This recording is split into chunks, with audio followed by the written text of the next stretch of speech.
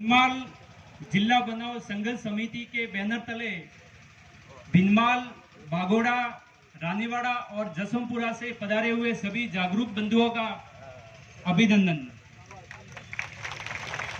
17 तारीख को विधानसभा में नवीन जिलों का गठन होता है और हमें ये सूचना मिलती है कि जिसमें हमारे भिनमाल का नाम है ही नहीं। सभी ने सुन के धक्का लगा, सदमा लगा, दुख हुआ, हमें पीड़ा हुई।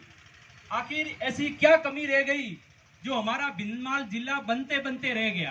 कहीं न कहीं तो कमी रही है। जब हम इस पे चिंतन करते हैं तो हमें समझ में आता है कि जनप्रतिनिधियों की कमजोर पैरवी, इस बात को हमें स्वीकार करना पड़ेगा कि कहीं न कहीं पैरवी में कमी तो रही है, ये बात तो सच है। लेकिन अब उस बात के पीछे जाने से कोई मतलब नहीं है, क्योंकि हमें एकता का परिचय देना होगा और एकता से ही संभव है। अब सवाल ये उठता है कि क्या भिनमाल अभी भी जिला बन सकता है? इसके क्या आसार है या नहीं है? तो इसका सीधा सा उत्तर आता है कि भिनमाल जिला बन सकता है। इसके लिए हमारे पास दो रास्ते हैं। सबसे पहला रास्ता है विधायिका पे प्रेशर और न्यायपालिका में निवेदन। विधायिका मतलब जहां कानून बनता है, यानी सरकार।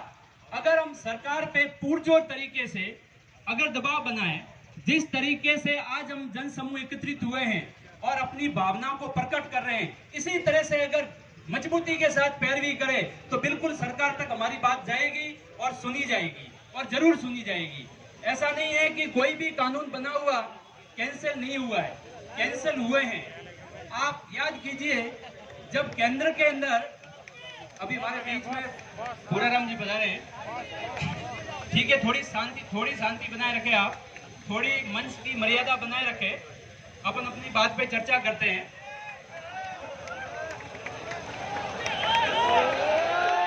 थोड़ी सी शांति करके, थोड़ी सी शांति, थोड़ा सा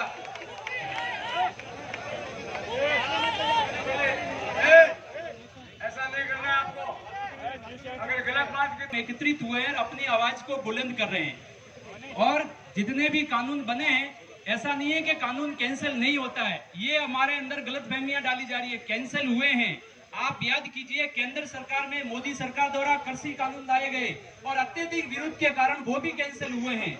और भारतवर्ष में ऐसे और भी उदाहरण हैं जहां पर नवीन जिलों का गठन हुआ और अत्यधिक विरोध के कारण वो भी कैंसिल हुए हैं। तो ऐसा हो सकता है। दूसरा रास्ता हमारे पास है न्यायपालिका का। जब संविधान बना तब उन लोगों को पता था कि भविष्य में विधायिका, न्यायपालिका और कार्यपालिका एक दूसरे का अतिक्रमण करेंगे, एक दूसरे के अधिकारों का अतिक्रमण होगा। तो उन्होंने क्या किया? प्रत्येक संस्था को सेपरेट किया, संविधान का पृथक्करण किया, शक्तियों को बांटा। तो आज भी हमारे पास जो दूसरा रास्ता है न्यायपालिका में, वो भी है, वो सेकंड रास्ता है। लेकिन अभी हम प्रथम रास्ते पे चर्चा कर रहे हैं, तो उसमें भी हमें राहत मिलेगी, ऐसी बात नहीं है।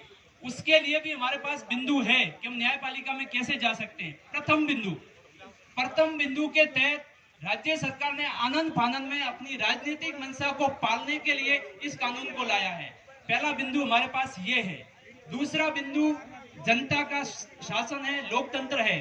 आप विचार कीजिए, सांचौर के साथ जाने के लिए 2 तहसील है, चितलवाना, सांचौर।